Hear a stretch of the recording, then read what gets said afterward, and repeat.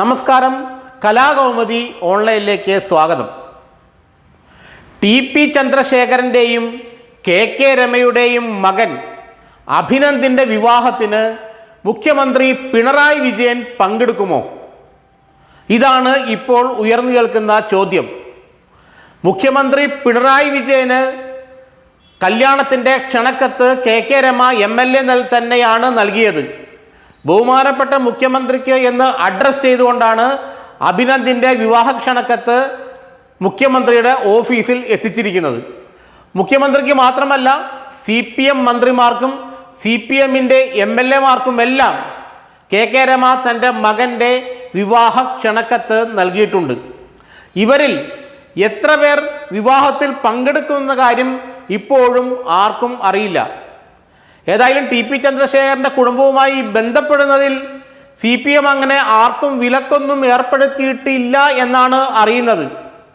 എന്നാൽ ഇത്ര സംഭവവികാസങ്ങൾ ഇത്രയും ഇങ്ങനെ സീരിയസ് ആയി നടക്കുമ്പോൾ CPM നേതാക്കൾ ആരെങ്കിലും ടി.പി. ചന്ദ്രശേഖരൻ്റെ മകൻ്റെ കല്യാണത്തിന് കെ രമയുടെ ക്ഷണം സ്വീകരിച്ചു ചെന്നാൽ അതൊരു രാഷ്ട്രീയ കോളിളക്കം ഉണ്ടാക്കും എന്നുള്ള കാര്യത്തിൽ ആർക്കും സംശയമില്ല.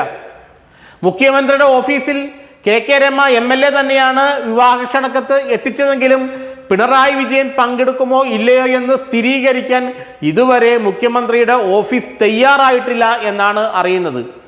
ഏതായാലും കോൺഗ്രസിൻ്റെയും UDFൻ്റെയും മുസ്ലിം ലീഗിൻ്റെയും ഒക്കെ നേതാക്കൾ എല്ലാവരും, BJPയുടെയും ചില നേതാക്കൾ എല്ലാവരും അഭിനന്ദിൻ്റെ ടി.പി. ചന്ദ്രശേഖരൻ്റെ മകൻ്റെ വിവാഹത്തിന് പങ്കെടുക്കുമെന്നുള്ള കാര്യം ഏറെക്കുറെ ഉറപ്പാണ്.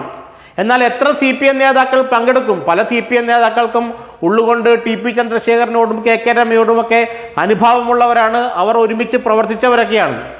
നേരത്തെ പറഞ്ഞ പോലെ ടി.പിയുടെ കുടുംബവുമായി ബന്ധപ്പെടുന്നതിൽ പാർട്ടി ഇതുവരെ വിലക്കൊന്നും ആർക്കും ഏർപ്പെടുത്തിയിട്ടുമില്ല.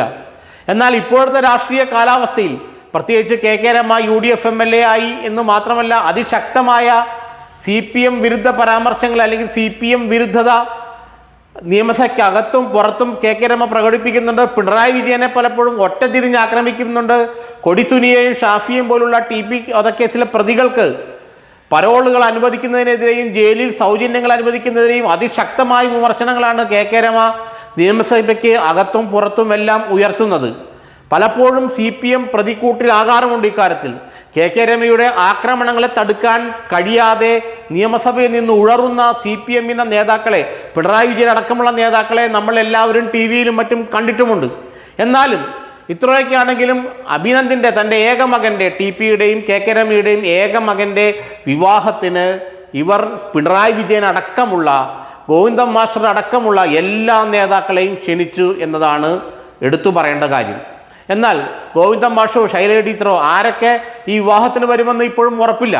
പക്ഷെ അങ്ങനെ ഇവരാരെങ്കിലും CPM നേതാക്കൾ ആരെങ്കിലും, പ്രമുഖരായ CPM നേതാക്കൾ ആരെങ്കിലും ടി.പി. ചന്ദ്രശേഖരൻ്റെ മകൻ അഭിനന്ദിൻ്റെ വിവാഹത്തിന് പങ്കെടുക്കുകയാണെങ്കിൽ അത് രാഷ്ട്രീയ കേരളത്തിൽ വലിയൊരു വാർത്തയായിരിക്കും, രാഷ്ട്രീയ കേരളത്തിൽ വലിയൊരു സംഭവമായിരിക്കും. ഏതായാലും CPM നേതാക്കളാരും വിവാഹത്തിന് പങ്കെടുക്കുമെന്നോ അതിൽ പങ്കെടുക്കുമെന്നോ വടകരയിൽ ആ ദിവസം ചെല്ലുമെന്നോ ഒന്നും പറഞ്ഞിട്ടില്ലെങ്കിലും ടി.പിയുടെ വിവാഹത്തിന് CPMൽ നിന്ന് ആരൊക്കെ പങ്കെടുക്കുമെന്നുള്ളത് ഇപ്പോൾ തന്നെ ഒരു വലിയ മാധ്യമ വാർത്തയായി കഴിഞ്ഞു.